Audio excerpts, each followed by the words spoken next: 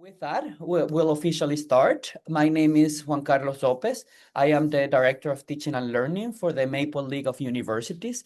This is the first talk of our Better Together fall season for 2025. And today I'm coming to you from a very special place. I'm coming to you from the land of the Chango, although there were also people from the Mapuche and Aymara, Diaguita, and Rapumai that have inhabited this land for thousands of years. This land is not what we know now as a country of Chile, and what you see on the back is a coast to the Pacific. I am in near Valparaiso. It's where I'm at. So I say these words, to acknowledge whose lands I'm in, and I'm being welcome or walking into. And I say that as my compromise to listen and listen and listen. And a very dear colleague of mine says, listen, once you are done listening, go back and listen and listen and listen some more, because I want to learn about the truth. I want to learn what has happened. I want to learn what still happens. And with that, move towards what we in Canada refers to as decolonization and reconciliation.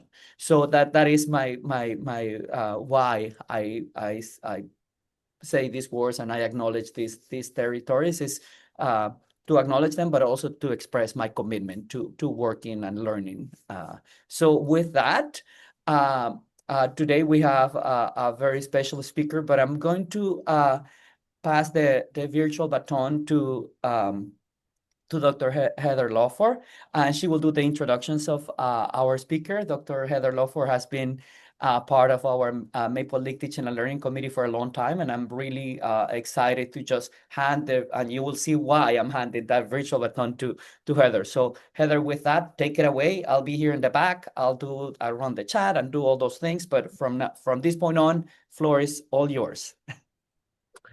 Thank you, Juan Carlo. Thank you for organizing this session. Hello from the Abenaki territory in the Wabanaki Confederacy, otherwise known as Sherbrooke, Quebec.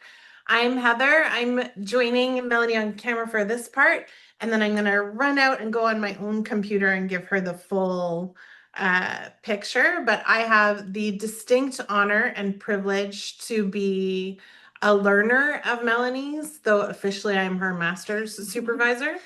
I do not know anyone who knows more about trauma-informed practice or who has been more ethical, committed, or engaged in understanding what this looks like on a university campus and how we can use it to create a more inclusive environment for us all to thrive. Mélanie will soon have her master's degree in a week. Yay! In this, and then I'm sure we'll be continuing on with this study. She uses a community engaged practice. You will see where everything she learns in partnership with communities, so they already benefit from the knowledge as she's gathering it. So it is my distinct privilege to introduce you to the Shirk Storytellers award-winning expert in trauma-informed practice, Mélanie Letendre Jauniaux. Yeah. Thank you. All right. Although I don't care much for that word expert, I'd rather learner. Yeah, you are. Oh, thank you. All right.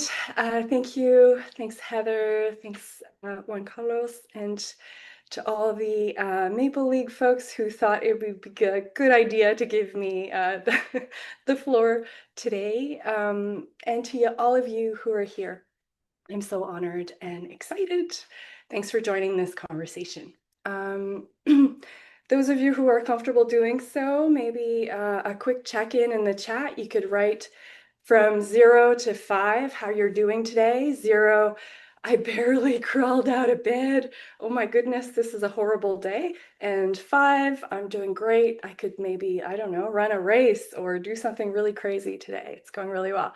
So I'd love to hear a little bit how you're coming into this space as we go on. Okay, so do you see that slide change? Are we good with that? Yeah, perfect. Okay. So I'm joining from the land, as Heather said, of the Abenaki, traditionally called Dekina, at the Big Forks, or Soko Sonotek, where the St. Francois and Magog's rivers meet. It's an important spot for the Abenaki people, and these are my hopes for us today.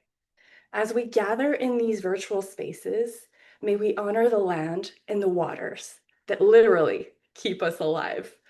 May we listen to the stories of the ones who came before us and stay curious to consider their wisdom, because they have so much to teach us, especially when it comes to trauma, healing, and resilience. Seriously, modern science is just catching up to many ancient wisdom traditions, around trauma, around healing, but we'll geek out about that later.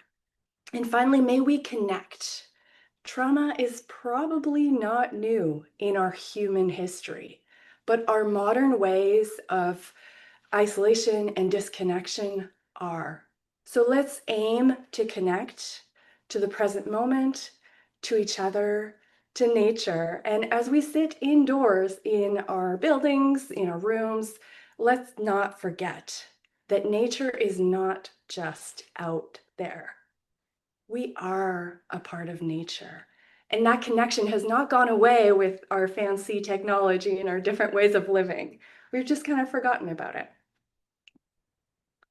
So in the spirit of connecting to self, I invite you to take care of yourself today through this talk. This conversation is designed to be like a light workout, nothing hardcore, slight discomfort maybe, but if for whatever reason for you, the alarm starts ringing and it starts to hurt, back away, tune out, ground, come back later, or don't, do what's right for you, stay true to your own journey. A lot of people don't realize that they're actually living with trauma until they start to learn the science. I know that was definitely my case. So let's aim for a light to moderate workout and avoid sports injuries today. So grounding is a great way to come back into connection with self. This could be an entire presentation, but just two quick ones that I'll give you. First, there's some really cool science about how the breath can regulate the nervous system. My stepson enrolled in the Army, and that was one of the first things he learned was actually a breathing exercise, box breathing to be specific. So the idea is just you count to 4 as you inhale, you hold for 4, and then you count to 4 as you exhale. Again, you hold for 4 and you repeat. And you can even trace with your finger the box, which helps activate another sensory component. So your brain focuses just on this task, and that really helps with grounding. Another really simple grounding technique is just lying on the floor, feeling the support. It can sound silly, but it's actually pretty powerful. But like all things trauma related, these are not universally good for everybody. So make sure you do whatever is best for you. Some people, for example, get triggered by focusing on their breath. Others don't have the mobility to lay on the ground. So whatever it is that you need to do, think about what is right for you. All right, so as you know, today we'll go through some science, some story, and we'll explore trauma awareness. It's an essential lens to bolster equity, inclusion, resilience, even healing in our post-secondary settings. And this could be a week-long course. I had to make some choices. I had to chop a lot, but I hope I kept some parts that will speak to you today. We'll first explore traumatic reactions, the biology, psychology, social aspects of trauma, then trauma-informed approaches on our campuses, and then we'll reflect and hopefully integrate with loving it. So first, the story of how I got here. We didn't have a lot of money when I grew up, and I grew up around a lot of stuff around and inside me that I didn't understand. I did my best, but it was really hard. I kind of dropped out of high school, became a single mom. I went back to school a couple times. I ended up working for 12 years as a youth protection worker, but I always felt like I was missing something. I just kept spinning around in survival mode, feeling like there was something broken or something I should be ashamed about, or, just not knowing what to do. I was stuck until something completely changed my life. I learned the science of trauma. No joke. A little education empowered me to understand my nervous system's triggers and reactions. I started reading everything I could get my hands on the topic. And what I learned is that turns out I'm not alone. Adversity and trauma are part of the human experience. And most Canadian adults are or will be impacted at some point. So, armed with this new understanding, I was finally able to step out and start to go towards a life where I could actually thrive. I did the unthinkable. At almost 40 years old, I registered here at Bishop's University, got myself a BA and then a certificate. And like Heather said, next week I'll be defending a master's.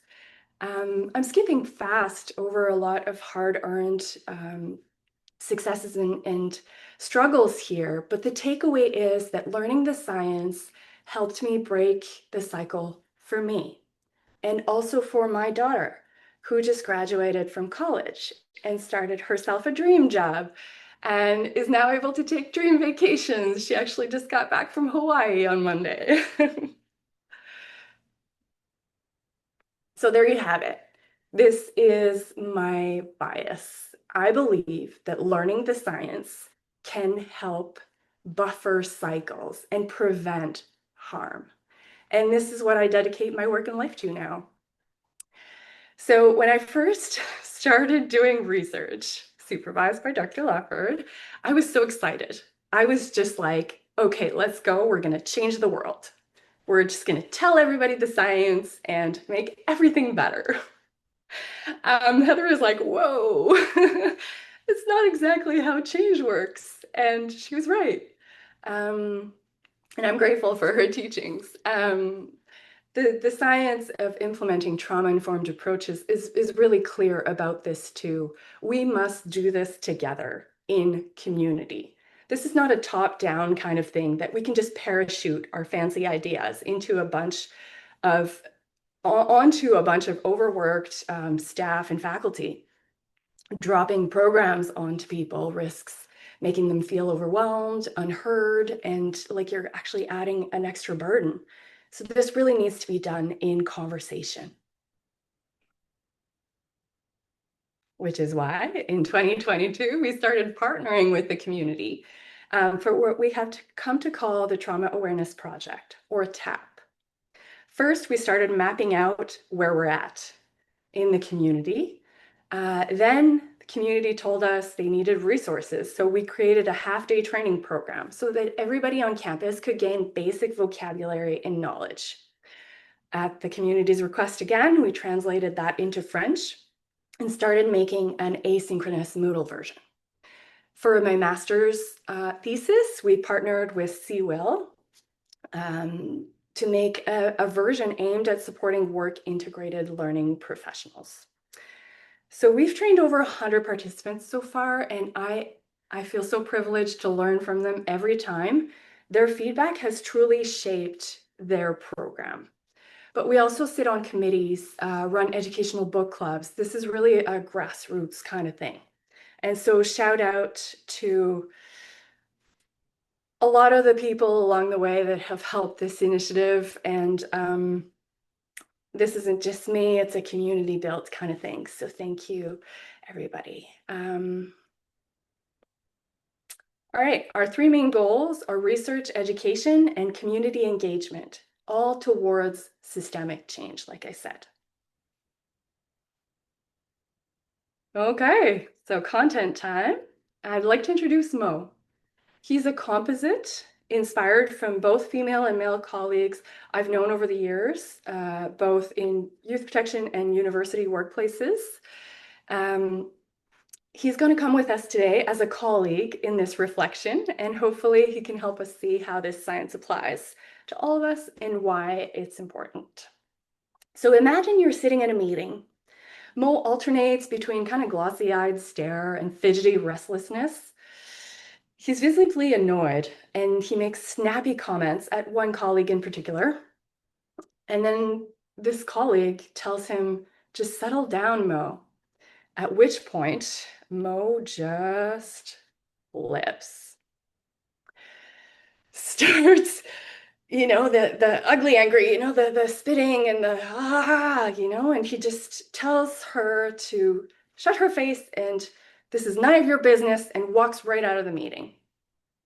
So just take a quick second to check in with yourself and see, what does that generate in your nervous system, somebody who's doing that? How would you typically feel if somebody in a meeting did that kind of behavior? So we'll come back to Mo later. All right, so defining trauma. This is a big one because trauma is both a very commonly used and misunderstood word. So I'll try to take us down the middle path today, somewhere between science, traditional wisdom, and like the day-to-day stuff that can be applied to your work and lives. And personal lives. So the first important bit is to acknowledge that trauma comes to us from a long history of colonialist, individualistic kind of illness-focused models. And also through our history, a lot of turning towards and turning away. So it's tricky to define, and it's sort of a hot potato in our history. We're trying to shift that with an emerging definition for our understanding of trauma in community. So we're not talking about your doctor's office. We're talking about how in community we can wrap our brains collectively around this thing. So trauma is an umbrella term commonly used to refer to both potentially traumatic events and traumatic reactions or responses, yes. So potentially traumatic events are high in intensity or chronic. They're high in a feeling of danger or terror. They leave the person often low in control, with limited resources or support to restore safety. Traumatic responses, on the other hand, are the shifts or the adaptations that help us survive these potentially traumatic events. So two people can experience the very same potentially traumatic events and come out on the other end with very different responses. Traumatic responses are about the shifts that happen inside of us as a response to an experience, not the event itself. And this is important because if you're still in an active war zone or an abusive home, you are just having you are having adaptive responses to extreme situations. And these are important to ensure your survival.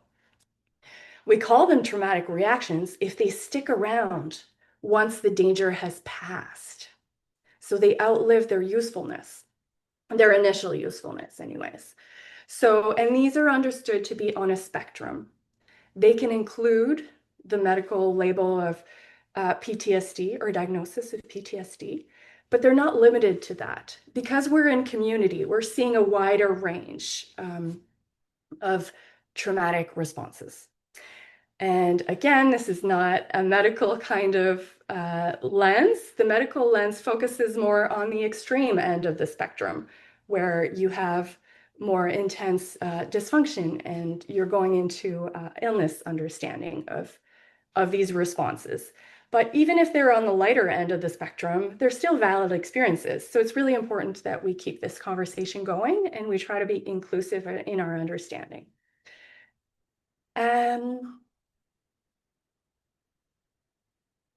Oh, the spectrum. Well, that's what I just said, so we'll skip over this. We're talking about in community, how traumatic reactions can be on a spectrum. Okay. First key element is that our bodies, our nervous systems, our brains, we focus on adapting and surviving. The brain's job is not to keep you happy all the time. It's to keep you alive. And it's helpful to remember that. As far as your nervous system's concerned, you are always better off scared than dead. So your experiences will shift the structure and function of your nervous system if they're overwhelming enough. And trauma gets encoded actually down to the cellular level in the body. So when we start to look at it from a survival and an adaptation lens, you'll see that traumatic reactions start to make a lot of sense. They just can become costly if they stick around long after the danger is over and if they're misunderstood. So disclosure, we're simplifying a lot, but this is a really helpful model to understand how the brain develops and how it activates under stress. We call this the hand model. As you'll see, this is your brain in a safe thinking mode. So this is your thinking brain. Your thumb here is what we'll refer to as your feeling brain. So it's your emotions, I like this, I don't like this. I'm walking down a dark alley at night, I'm a little bit scared. Maybe I should listen to that and get out of there, And then if we go further down to the wrist, we have what we'll call the survival brain. And again, really simplified, the brain actually works together in a really integrated way. But this is to show how when we're very stressed, when we're very, very activated, we tend to do what Dr. Dan Siegel calls flipping our lid. So your thinking brain up here turns out is really slow because it's processing complex information. You can, when your thinking brain is online, you can think about planning time travel even, planning what you're going to do tomorrow, or thinking about memories from the past. What did I do yesterday? You can regulate, you can do a whole bunch of complex things here, but it's slower and it's more energy consuming. So it's very adaptive that when a danger comes, you flip your lid, your slow thinking brain gets out of the way, and you fall into survival mode. So the survival brain, we're looking at more reflexes, heartbeat, breathing, very quick, mostly subconscious reactions up here, which is perfect, as we'll see, when we need to survive. But just remember that this survival brain is really quick and reactive. So stress itself is not inherently bad. It helps us prepare for danger, stay alive, be motivated enough to hand in assignments or show up for work. The problem comes when stress is prolonged or overwhelming. It can actually shift the nervous system, the immune, endocrine systems, and the way we process memories. So let's zoom into memories for now. And two types, so explicit and implicit. Explicit, like your grocery list, you can organize this, you can manage it. These memories are pretty clear. You can date stamp them. So this happened to me yesterday. You can organize them neatly, usually within your memory storage. Whereas implicit memories, on the other hand, are more fast, automatic. They do not have timestamps. They're very fragmented, kind of sensations, emotions, physical reactions, like, how do you feel when you smell fresh donuts or fresh bread? it's hard to explain where that specific memory comes from. So the thing is, when stress hormones are really, really high in the body and you're in survival brain, the brain does not encode memories like it does when your thinking brain is on, or is fully connected, fully working to encode memories. So memories are registered from a survival stance, more embodied, more implicit, with less organization, less timestamps, less tags. So they can't really be retrieved later as things that happened 5 years ago, distinct from what is happening now. So for example, let's say I have a car accident in front of a Tim Hortons. Without realizing it, the smell of donuts can become associated with danger for me. So why this matters? If somebody's re-experiencing an implicit memory, they might not be able to set it aside as they would an explicit memory. They might not even understand what they're re-experiencing because, again, it feels like it's happening here and now. It's re-experiencing and not remembering per se.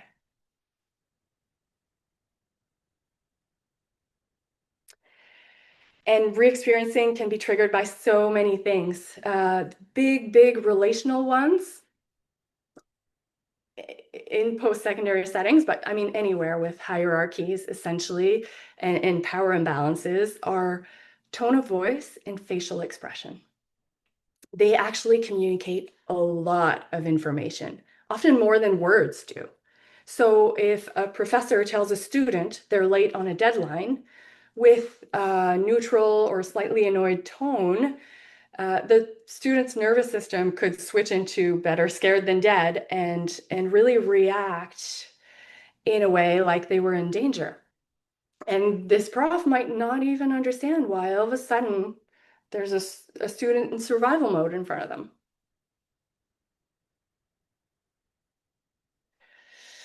And it's important to know this because a lot gets lost in translation in our communications. So if you are going out into the world feeling safe, regulated, with your thinking brain online, when you engage, you just kind of assume that other people are as well. And that's a common mistake. And it's tricky because we haven't yet invented, communication that would send brainwaves straight from one to the other. So when you communicate with somebody, it kind of goes through the states that you're feeling. And so let's say Mo, who's completely dysregulated and triggered in survival mode, don't try talking to his thinking brain because he's in survival mode right now. So you wouldn't be talking to the right parts of his brain in that situation. Just quickly, when we flip our lid, the nervous system typically tilts us into up or down. We'll simplify it this way. Depending on what resources you have to cope with the danger and if what you've learned in the past also about coping. So up is the typical, well, this bunny's kind of calm here, but we can imagine it running away. So it's typical, fighting, fleeing, stuff like that. A lot of energy is being mobilized to respond to the stressor, whereas down you go into the ones that we talk about a little bit less. So for example, dissociation, where when you cannot face the challenge or the threat, the best bet is to get flooded with endogenous opioids, get numbed out for the physical and psychological pain that can be brought onto you. So let's put this survival thinking brain stuff into action. Imagine I'm walking home one day and my thinking brain's online. I can do my grocery list, time travel to my memories. What did I do yesterday again? Plan for tomorrow. But then I turn around a corner and I see a bush kind of ruffling. My lid's not completely flipped yet because it's just a bush, but I am tuning in on it. And I'm trying to understand what's going to happen and decide whether or not I need to respond. Am I in danger? I don't know yet. And then a tiger jumps out from behind the bush. I know, right? A tiger, but we all have tigers. I mean, yours might look like a supervisor who won't answer you, a student who's in an unsafe situation, a kid who gets sick, your partner just had a car accident. You know, we all have our tigers that are significant stressors that kind of take us off guard. So back to the tiger jumping out at me. I have now officially flipped my lid. I'm in survival mode, and my brain is thinking really, really fast in a here and now survival kind of way. And that is exactly how it's supposed to be, right? I'm not supposed to, faced with a tiger, start thinking about my grocery list, or I wonder if the tiger is soft. And no, I'm just gonna get out of here because I gotta save myself, right? I gotta better scared than dead. Gotta keep myself alive. Get out of there. But the thing is, for the rest of my life, I will always remember that behind bushes, there might be tigers. And that's how associations start to come into play. In coping, I might start avoiding bushes.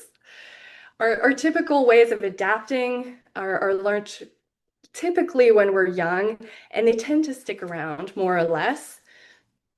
But the problem is when we have traumatic reactions, we can start to use this in a more rigid, in a kind of more rigid kind of way.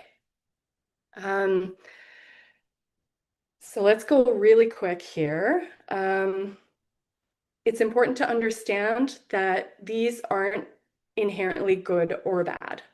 They're simply coping and they're survival responses. And what'll determine if you use them or not is, you know, whether you think what it takes to cope and what you've learned in the past. So if they're serving you in front of a tiger, if you think you can run from it, good, great, you got away. If you think you can appease the tiger, so in the yellow jacket, there's fawning behavior, a social bonding where you put your own needs aside to socially connect with the person and meet their needs as a coping response. There's a fighter, and there's also our freeze, deer in the headlights there. So depending on the tiger, you know, these can totally be adaptive, but they can start not serving you if, for example, true story, you're fleeing your master's thesis. Not so adaptive.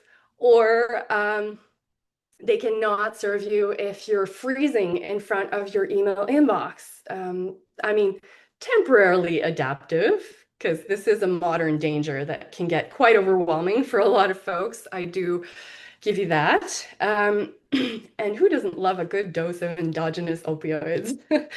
But if you do it all the time, if you're frozen and you cannot open your emails and then you're not returning your messages, this can become a problem. Same with getting into fight with somebody over a neutral expression that you're interpreting as danger because better scared than dead. Your relationship might not fare well.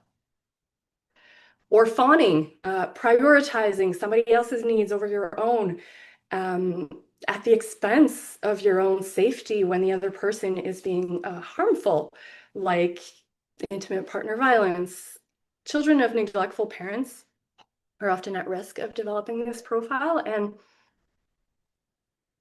unfortunately, in academia, it's sometimes even encouraged, that classic self-sacrifice, high-achieving model of put your own needs aside to perform, to meet somebody else's needs. So the takeaway here is that it's not a question of good or bad. It's more so shifting towards, is it serving? Is it not serving the individual? So back to Mo losing his shit in the meeting. He'll be our tiger. Mo starts yelling. Some of your colleagues may feel stressed and react with different coping. Lee, for example, a project manager, is like, screw this, I'm out. And that's fine. It can help her get away in the moment. But as the project manager, she starts dropping the ball on important responsibilities just to avoid all things related to Mo. That might become a problem. Ram gets triggered into fight, starts yelling back, calm down. I don't know about you, but that's never worked with me. Somebody yelling, calm down. Starts trying to speak louder than him and explain, how this isn't working. So by escalating the situation and trying to speak to Mo's thinking brain, Ram's just not quite getting the communication there. And so leaves the meeting annoyed. The rest of the day it's just hard, but it's okay. And then at the end of the day, faced with a bunch of disengaged students, hangry, and getting another request for an extension, Ram just snaps and says something she'll regret, like, oh, for God's sakes, you lazy bunch of brats, or something like that, and stomps away. Ren jumps into people pleaser mode, sets aside all things that were going on to focus on trying to meet Mo's needs. And the whole day is dedicated to following up on that and making sure that Mo's okay. Some call this the savior mode. It doesn't often go as well as planned. Karen's frozen. This is a familiar situation. She grew up around a father who would explode, took out dysregulation on the kids, and she learned from a young age that she couldn't do anything about it. So as the tiger jumps out, she fills with endogenous opioids, and she's kind of numb for the rest of the day. Goes home, is only kind of half present for the kids.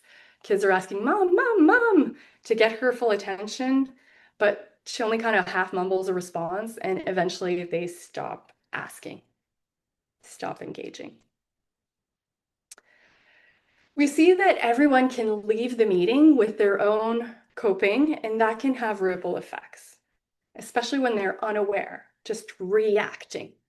So beyond the binaries of good or bad, when our present focus survival brain kicks in to save the day, what we can do is put aside the shame and take these reactions with compassion. And that can make a huge difference to calm our nervous systems and to have the freedom to actually choose the coping response that best serves us. The backpack.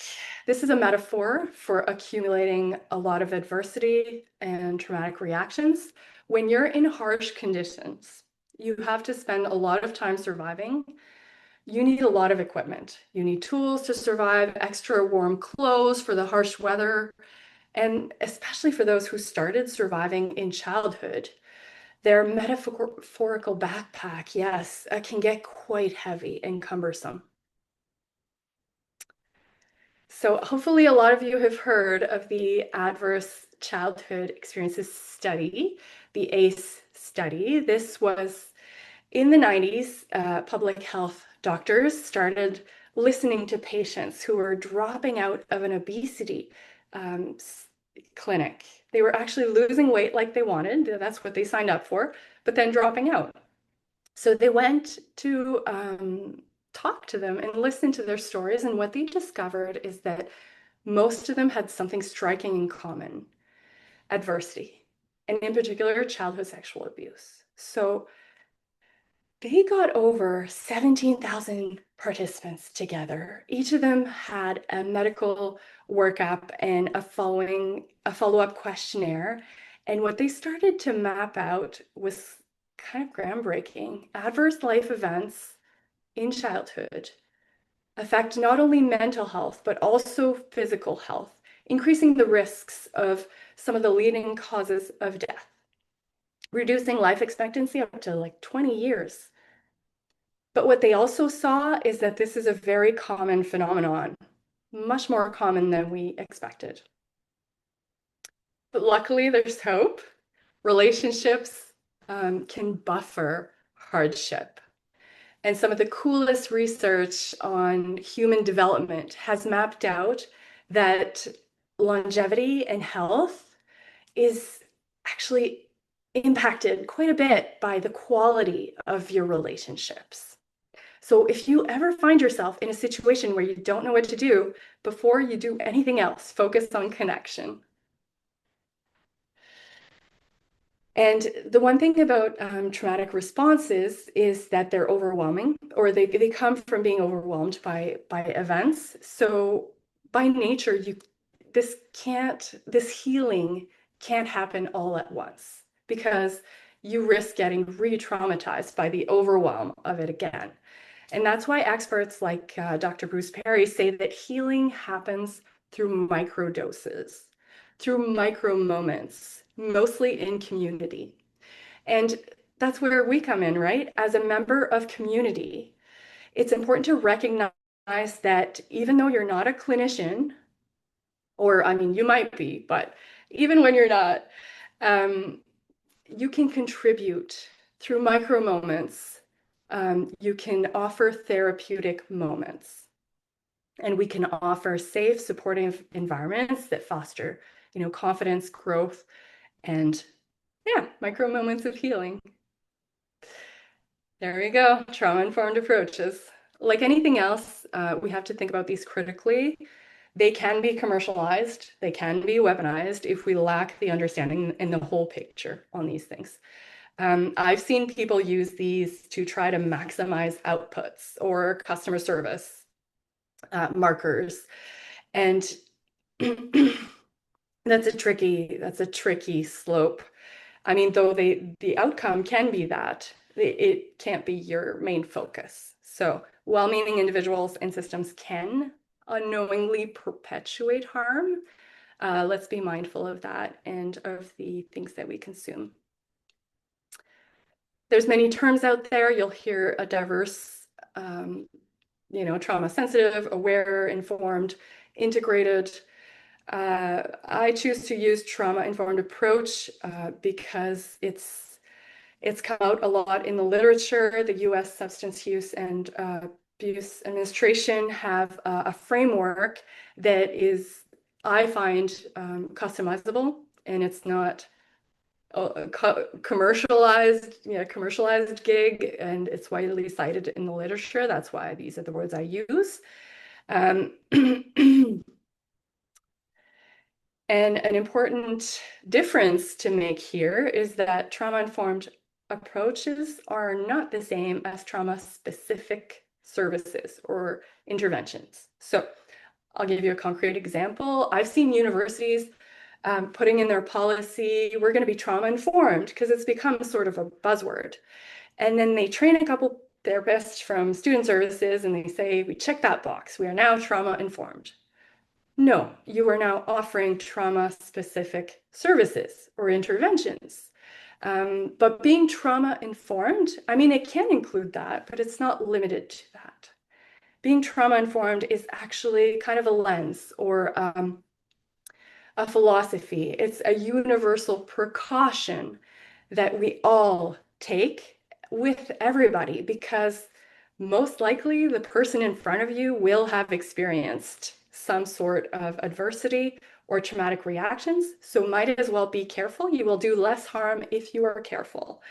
And we're not going to ask everybody to tell us about their difficult experiences. That's not how it goes. So these are the 6 pillars from SAMHSA that I tend to jive really well with. So yeah, just a note also, we can have trauma-informed schools, we can have trauma-informed prisons, medical clinics, and more. Fun fact, in Quebec, they're actually developing trauma-informed approaches in youth protection readaptation centers and in primary schools. And that's actually an education where we see the most trauma-informed approaches emerging are in little milieus like primary or high schools. We don't yet have a whole bunch of university-wide trauma-informed approaches. Not yet, but it'll come. So this lens helps us switch from the perspective of what's wrong with people towards a more curious and engaged, trying to understand the unmet needs, focusing on something happened to this person. They're lacking the support, the resources, whatever. So they're coping the best they know how with what's happening now. And it's not always serving them or us. So universal precautions, because we don't compare, we don't go around diagnosing, we don't even have to talk directly about traumatic reactions. In fact, most of the time, we never explore them head on with a trauma-informed approach. We're more so being careful in ways that can prevent and that can promote connection. All right. So first, safety. How do you promote safety in your own office, in your institution? Well, checking in is a good start, kind of assessing where are people at. Are they surviving right now? Are they having a really hard time just feeling safety or regulation? And then, as we see here, Rum escalated with Mo. So an interesting first take is to be accountable for ourselves and say, how am I doing in this moment before I contribute to this conversation? Am I regulated? Am I going to escalate things? Her intentions were probably really great. She was trying to calm things down. She didn't understand. She was talking to his survival brain. She was herself, though, dysregulated, and that really escalated the situation. So stopping and asking, how am I doing first? Making the intentional choice rather than the survival reaction. And to connect, to truly attune to another person's experience, we need curiosity. We need to engage with authenticity, and we don't need to be 100% regulated all of the time, but we do need to realize how we're doing in the interaction.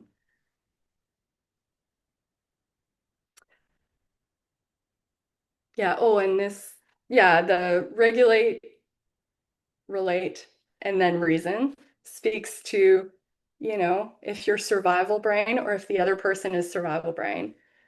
Regulate first, try to bring back the thinking brain online, and then relate, really try to understand what the other person's experiencing, and then reason. Very last, oftentimes we make the mistake of trying to reason, especially in academic contexts. You know, we're thinking people are gonna reason all the time, but that's not always the case, unfortunately.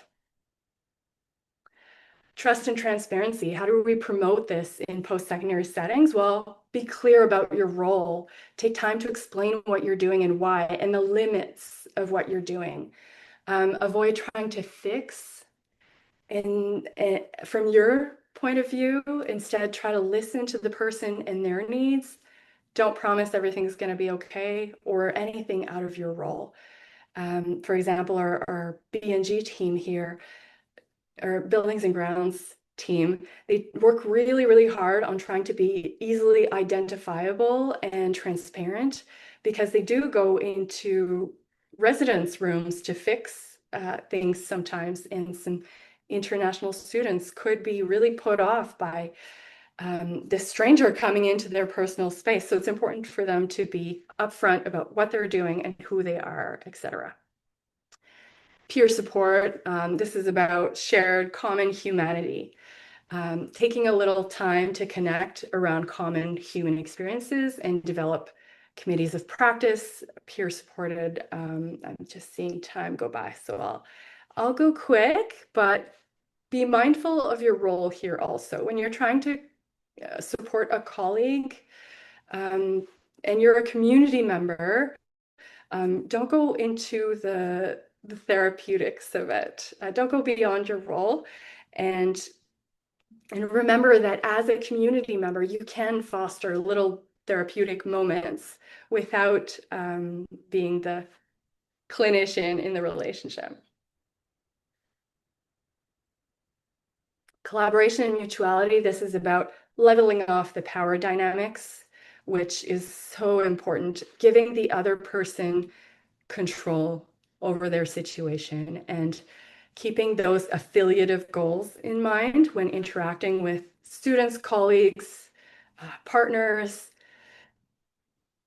Empowerment, voice, and choice, exactly how it sounds. Try to listen with curiosity, open stance. It can make all the difference.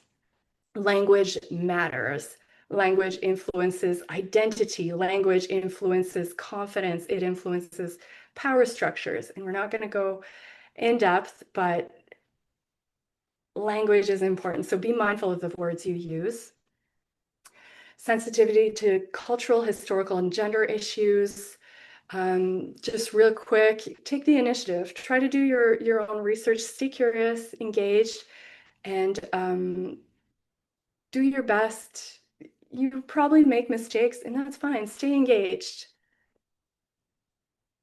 It's not going to happen overnight. This is our conversation, like I said in the beginning, but you're not alone. There are more and more people interested in this topic and participating in the conversation, and more institutions that are willing to contribute to the conversation as well and be open to it. This is just about sometimes when we engage with this work, we get discouraged because, okay, I am learning the science, but what about the system around me?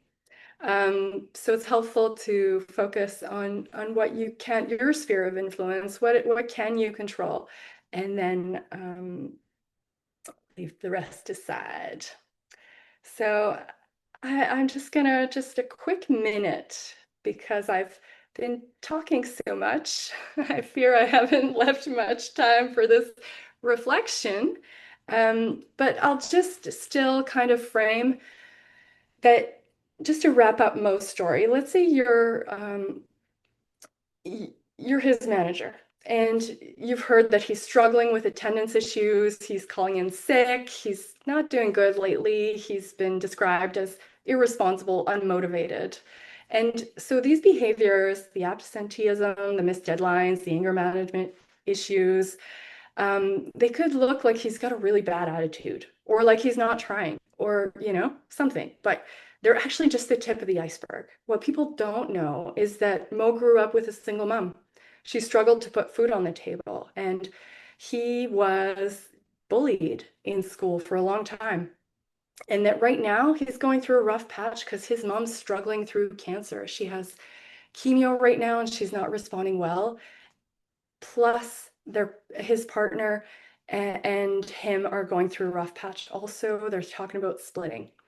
So most chronically activated, and it turns out when he heard that colleague's comment, it reminded him, or it made him re-experience the moments where he was getting bullied as a kid in school. So he fell into fight, and just started survival mode. There was an emotional unmet need under there for support, stability, and tools to manage his stress, yes. And though he is still accountable for his actions, we can remember when we're thinking about, when we're seeing Mo react, we can try to remember the iceberg metaphor and think, why the pain? Why the overactive survival brain? And what are the unmet needs? Yeah, and if you didn't remember anything else from this talk, try to remember TLDR is too long, didn't read. So try to remember that as far as your nervous system's concerned, you're always better off scared than dead. Your survival brain is coping as a reactive mechanism. It's reactive. When you're re-experiencing, that brings the past into the present. It's hard to differentiate past and present. And for good communication, try to regulate, relate, and then reason. And know your role. Try to not go beyond the limits of your role. Stay curious. Try to be in the position of the one who does not know, and do your best, knowing that nobody is perfect. We are just trying to build a gap between stimulus and response so that you can actually have the freedom. Oh, it disappeared. My transitions are off there. This is a quote attributed to Viktor Frankl. So it's between stimulus and response, there's a gap. In that gap, if we can widen it a little bit, there lies our freedom to choose our reactions and not just to react out of survival mechanisms. There you go. That was my sprint. Sorry, I didn't leave much time for questions. But if you do have them, feel free to write them in the chat. Thank you. So I'm going to stop the recording right now, and then people are free to raise their hand, type on the chat or that kind of thing, but I'm gonna stop the recording. Thank you, Mélanie.